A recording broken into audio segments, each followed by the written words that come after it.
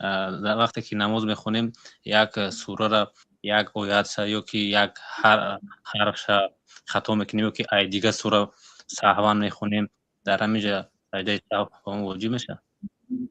نه، سجده سهو واجب نمیشه. وقتی خطا کردید، خطا این یعنی سهوا از شما یک کاری خطا اجرا شد، قصدن نه، قصدن که شد و خطا نمیشه. دلکه خطا را الله تعالی به امتی اسلام بخشید.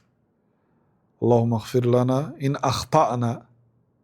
اخطأنا، اگر ما خطا کنیم، او نسینا، یا فراموش کرده گناه کرده ماندیم، یا فراموش کرده یک کاری واجب نکردیم در وقتش، ما را بخش. الله تعالی گفت که قد فعلتو، کردم این کار را. گفت یعنی این طلبات شما را اجرا کردم. صحابه ها دعا کردن که الله تعالی اگر ما فراموش کرده یک کار ترک کردیم، کاری که حتمی بود، یا یک گناه کرده موندیم، گناه بودنش فراموش کرده، یا اینکه خطا کردیم، ما را بخش. الله تعالی که من بخشیدم. گفت و از خطا یگان آدم خالی نی، یگانه ذاتی بی خطا و از خطا صاف، از خطا معصوم، یعنی که عموما خطا از او صادر نمیشه، این الله تعالی است.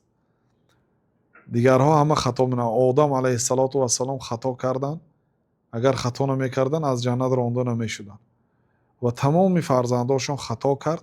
لیکن بهترین خطاکارها توبه کننده ها.